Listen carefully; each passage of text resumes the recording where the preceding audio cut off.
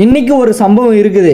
ஏன்னா அண்ணன் ஒருத்தர் வந்துட்டு மீன் வாங்கி வச்சிருக்கேன், அதை நீ எதுவும் பண்ணாத, நானே வந்து தோசைக்கல் மேல போட்டு தரேன் அப்படின்னு என்ன பார்த்து சொல்லிட்டாரு. இருனே நானே பண்ணி தரேன் அப்படின்னு சொன்னதுக்கு நீ புதுசா ஏதோ பண்ணுவ, அதால என்னால் சாப்பிட முடியாது அப்படின்னு சொல்லிட்டாரு. அப்படி சொன்ன உடனே தான் எனக்கு ஏதாவது புதுசா பண்ணணும்னு தோணுச்சு. அதுக்கு குறுக்க யாரு வந்தாலும் சரி, யாரு வந்தாலும் உடனே அந்த மீனெல்லாம் எடுத்து நல்லா கிளீன் பண்ணிட்டு கழுவிட்டு பின்னாடி மீன் வறுக்கிறதுக்கான எல்லா மசாலையும் போட்டு நல்லா கலக்கிட்டு அதை மீன்லையும் அப்ளை பண்ணிக்கிட்டு கொஞ்ச நேரம் மீன் வந்துட்டு அதுல ஊருட்டோம் அப்படின்னு சொல்லிட்டு விட்டுட்டு இப்போ அடுப்பை பற்ற வச்சுக்கிட்டேன். அடுப்பை பற்ற வச்சுட்டு சட்டியும் அது மேல வச்சுக்கிட்டு மீனை கொஞ்ச நேரம் கழிச்சுட்டு வந்துட்டு அது மேல போட்டு எடுத்துக்கிட்டேன். அப்படி போட்டுக்கிட்டு இருக்கும்போது ஒரு யோசனை, நம்ம வீட்டுல வந்துட்டு அரிசி மாவு இருக்கு, அதுல எனக்கு இந்த மீனை கொஞ்சம் பிச்சு போட்டு மீன் வறுவல் தோசைன்னு சொல்லிட்டு ஒரு புது டிஷ்ஷை உருவாக்கிடலாம் அப்படின்னு சொல்லிட்டு ஒரு யோசனை. அதே மாதிரி செஞ்சு கொஞ்ச நேரத்துல அண்ணனும் வந்துட்டாங்க. வந்துட்டு என்னடா பண்ணி சொல்லி பார்த்துட்டு அண்ணா இதை செஞ்சிருக்கா, இதை கொஞ்சம் சாப்பிடுங்கன்னு சொன்னதுக்கு அவர் வந்துட்டு எடுத்து சாப்பிட்டாரு. பரவாயில்லையே நல்லா தான்டா பண்ணியிருக்கேன்னு சொல்லிட்டாரு. சொன்னது எனக்கு வந்துட்டு ரொம்ப ஹாப்பி ஆயிடுச்சு. அதோட நாங்களே மீன்